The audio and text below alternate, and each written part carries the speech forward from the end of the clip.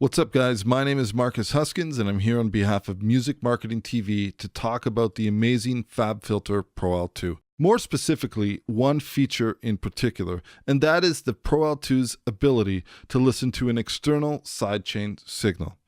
Okay, translation. What does this mean in a practical term, and how is this useful? Well, essentially, when you're working on a mix and we apply an instance of a limiter on our main outs or our mix bus, if we're mixing through a subgroup such as I am, this limiter is reacting to the full mix. So if I go to a part over here in the middle, based on the input gain that I've set, the actual ceiling, which in this case is -2, and I've enabled true peak, this limiter is reacting to the entire mix. So any limiting that's happening, it's a cumulative effect across everything. So if I was to print this mix, I wouldn't have any problems. I could hit an exact target level. In this particular case, I'm aiming to hit for a -14 streaming standard. But in addition to that, the other issue is if you are in need of printing stems, so maybe you're a composer or a mixing engineer who's mixing something that needs to be stemmed out, or perhaps you're a content creator and you're delivering construction kits, one area that's always been a problem in the past is that it was impossible, or next to impossible, to get your stems to equal your full mix. And that doesn't even take into account if you are also aiming to shoot for a specific loudness target. So let's take a look at a workflow that we can use to do both of these steps in one.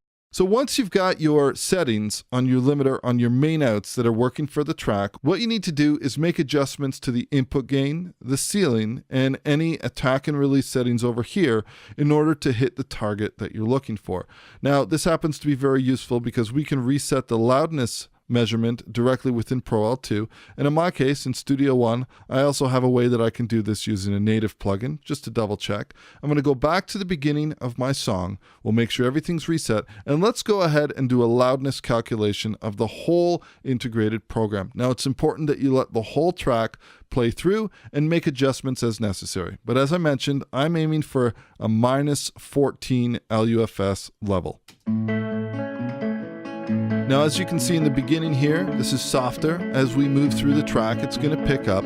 But in some spots, we're only going to be seeing 1 dB of limiting. But as it picks up towards the middle of the track, we will see between, let's say, -2, -4.5 at a max. But no matter what we see in terms of limiting, we know that our true peak level is always going to be sitting at this -2 that I've set as my safety net. So let's go ahead and let this whole track play through, and we'll get the results of the integrated level detection.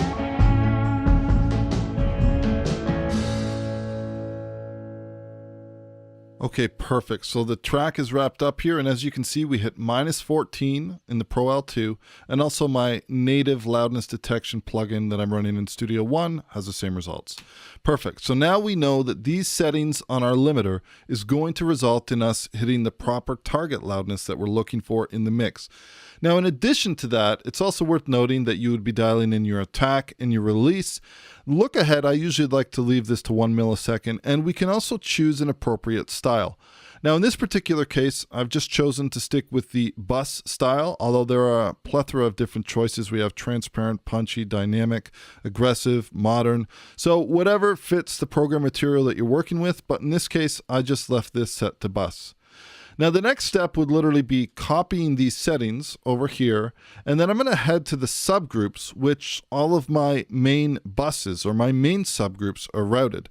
And one of the other reasons that I like to do this in terms of having 2 sets of groups instead of just the one is in case I want to apply any gain or decrease the gain after all of my processing that's happened on these. But for now, let's go ahead and just hide these, because this is really all we need to be looking at is these groups.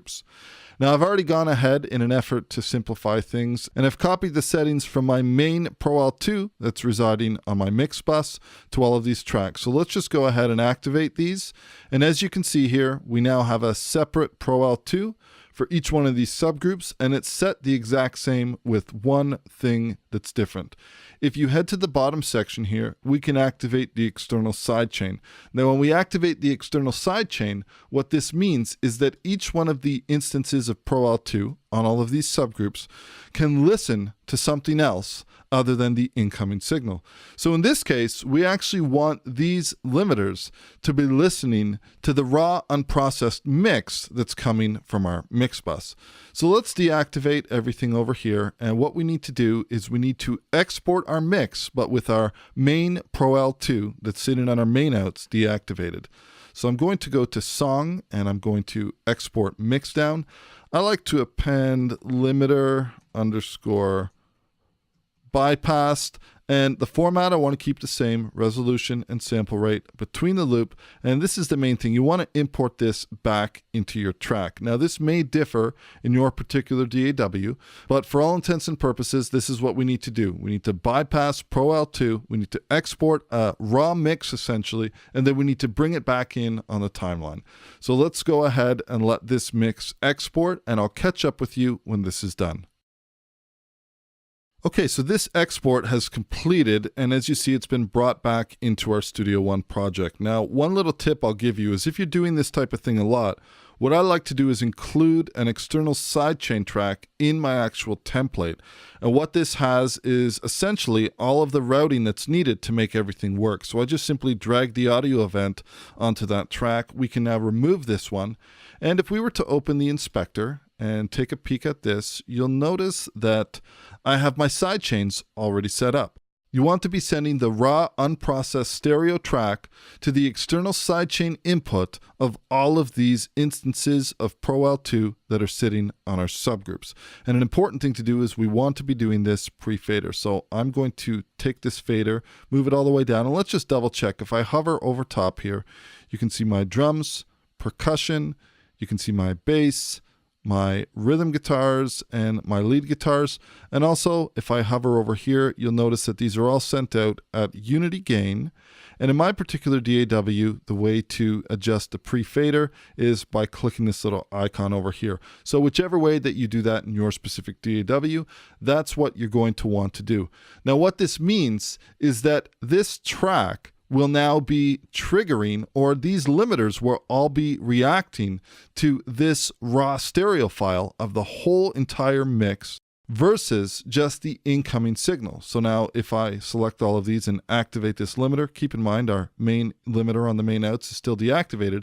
At any point in time, I could solo out one of these elements, and you can see we are well below the thresholds here, but we have some limiting that's taking place on the Pro L2. And this would be the case regardless of which stem I'm listening to, because this Pro L2 is now listening to the external sidechain input versus the actual incoming signal, and it's reacting to the full mix.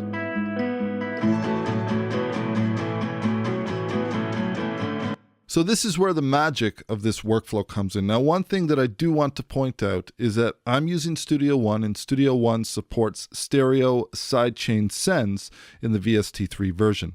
So in order for this workflow to work as expected, you would definitely want to make sure that this particular workflow is supported in your particular DAW. But right off the bat, I can tell you that anything with a VST3 standard that can utilize that plugin format, this will work. Now, the way that sidechain sends work in your particular DAW might differ slightly, but the workflow is essentially the same. So now that we've printed our raw mix, we brought that back in, we essentially copied the settings from our main FabFilter Pro L2, and we applied that to all the different subgroups. Now, the next step is simply exporting this mix. Now, I'm going to do this offline, and I'm also going to render all these stems together.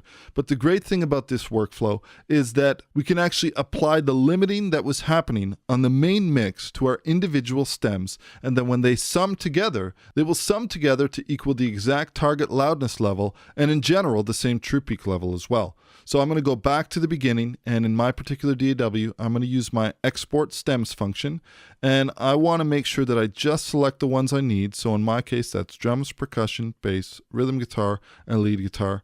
I can add a file name prefix here. Let's go ahead and just write long road home. And in this case, I want to be using between the loop. And I'm going to bring these back in just so we can see how this looks visually. My format is going to match everything, and I want to import these back to track. And while we're at it, let's write the tempo to these files as well. So the great thing about this is that I can do this all offline, and these stems will now have the same limiting that was being applied to the main mix. So I'll catch up with you in a moment after this render is done.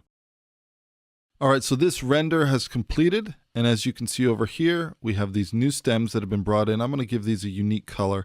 In addition to that, let's stretch this out a bit just so we can see the full names. So now I want to create a group so that we can listen to these stems in isolation. What we should be seeing here is our integrated level should be around the -14 LUFS mark. And in addition to that, since we had a true peak limiter set to -2, we should see that same general level as well.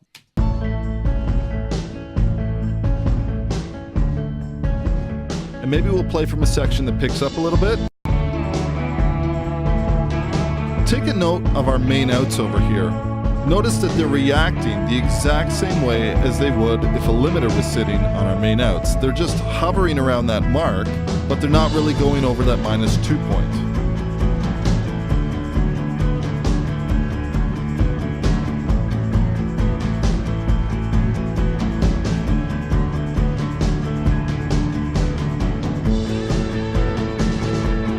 Such an awesome workflow to be able to do this. So once again, the simple steps for this are you want to mix a track as you normally would. If you're mixing through subgroups, I like to use subgroup processing on individual bus channels. And then those are all going to get sent to a mix bus or your main outs where you will apply a FabFilter Pro L2. Once you're happy with the settings that you have here and you've achieved the desired loudness level that you're looking for, it's simply a matter of copying these settings and applying them to a set of subgroups. After that, your next step is printing a raw, unprocessed version of your mix without the limiter. And then by using a stereo sidechain send, you want to be sending this particular track to every instance of FabFilter Pro L2 that's sitting on your subgroups. And once again, you just need to make sure that you've activated the external sidechain. And when you do that, FabFilter Pro L2 will be listening to the full mix, and all instances of Pro L2 will be reacting to the full mix, and hence limiting your stereo stems as if though they were passing through a limiter on the main outs. Anyways, that's all the time I have available for today. I hope you guys have enjoyed this video. Such an awesome feature to be able to use on Pro L2. Once again, my name is Marcus Huyskens. Thank you for joining me, and we will catch you in the next one. Cheers.